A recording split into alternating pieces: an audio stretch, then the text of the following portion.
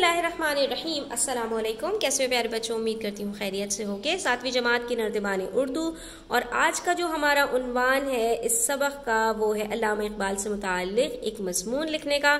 तो आ जाइए सफ़ा नंबर 84 यानी 84 के ऊपर। यहाँ पर हम एक मज़मून लिखेंगे अल्लामा इकबाल से मुताल्लिक। इनकी शख्सियत से आप अच्छी तरह वाकिफ़ हैं, बचपन से इनके बारे में सुनते आ रहे हैं, पढ़ते आ रहे हैं, लिखते आ रहे हैं।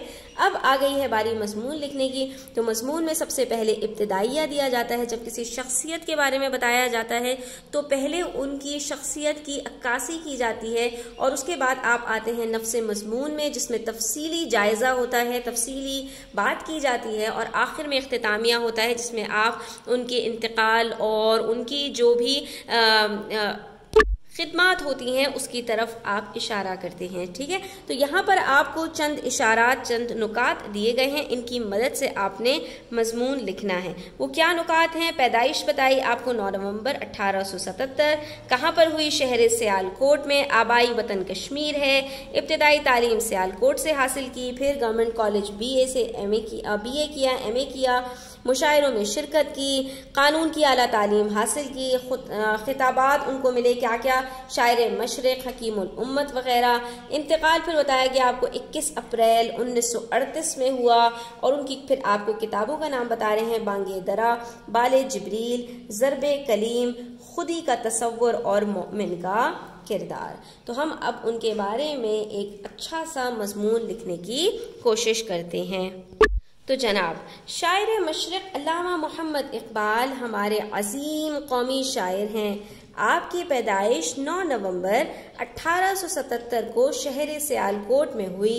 आपके वालिद शेख नूर मोहम्मद और वालिदा का नाम अम्मा बीबी था। बिल्कुल मुख्तसर सा यहाँ पर हमने एक इब्तिदाइया बता दिया जिसमें हमने उनकी इब्तिदाई बिल्कुल ज़िंदगी के बारे में बता दिया, उनका नाम, उनका तारुफ वगैरह इसमें मुकम्मल कर दिया। अब हम अगले पैराग्राफ की तरफ आएंगे और उनकी ज़िंदगी के ऊपर मज़ीद रोशनी डालेंगे कि उन्होंने अपनी तालीम कहाँ से हासिल की, फिर उन्होंने अपनी डिग्री कहाँ से हासिल की, फिर उनकी क्या मशगूलियात थीं, क्या उनके मशागिल थे और उनके बारे में तफसीली गुफ्तगू करेंगे। ठीक है, तो सबसे पहले हम उनकी इब्तिदाई तालीम के बारे में बात करते हैं कि आपने इब्तिदाई तालीम मिशन हाई स्कूल सियालकोट से हासिल की, फिर वहीं से FA का इम्तिहान पास किया, उसके बाद गवर्नमेंट कॉलेज से BA और MA का इम्तिहान पास किया। ठीक है, उसके बाद आ जाइए अगली बात कि हम अल्लामा इकबाल की शख्सियत को मुख्तलिफ जावियों यानी मुख्तलिफ एंगल से खराज तहसीन पेश करते हैं। खराज तहसीन का मतलब क्या होता है? ट्रिब्यूट देना,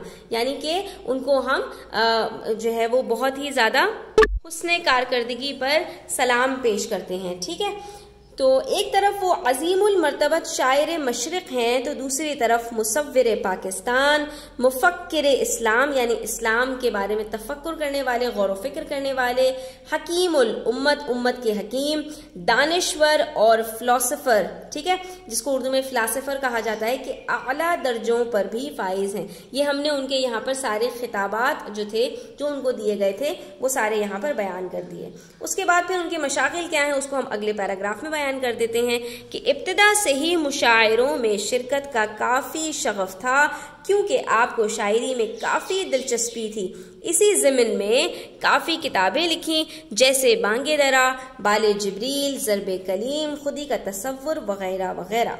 इन सब का मजमुआ कुल्लियात इकबाल कहलाता है। ठीक है, यानी इन सबको एक जगह पर जमा कर दिया गया है। उन्होंने अपनी शायरी से बर्रे सगीर के मुसलमानों को ख्वाब गफलत से बेदार किया और उनके लिए एक अलग मुल्क पाकिस्तान की बुनियाद रखने में काफ़ी अहम किरदार अदा किया। मिल्लत ने अल्लामा इकबाल के बताए हुए रास्ते पर चलकर मोहम्मद अली जिन्ना की क़यादत में इस तसव्वुर को अमली जामा पहनाया, यानी कि इसको अमली शक्ल दी और उस वक्त की सबसे बड़ी मुमलिकत इस्लामी पाकिस्तान कायम हुई। ठीक है, और फिर हम आ जाएंगे इख्तितामिया की तरफ जिसमें हम बिल्कुल उनकी ज़िंदगी के आखिरी पहलू की तरफ रोशनी डालेंगे।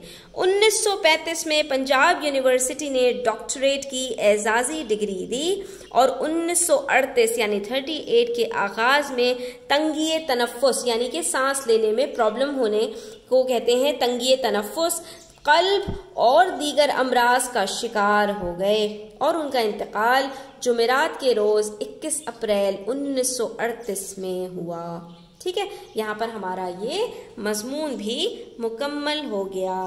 امید کرتی ہوں بچوں آپ کو یہ پسند آیا ہوگا۔ کیسا لگا اپنی رائے کا اظہار کامنٹ سیکشن میں کیجئے۔ نئے ہیں چینل پر تو سبسکرائب کیجئے، ویڈیو کو لائک کیجئے، اپنے فرینڈز کے ساتھ شیئر کرنا نہ بھولیے گا۔ اپنا خیال رکھیے گا۔ اللہ حافظ۔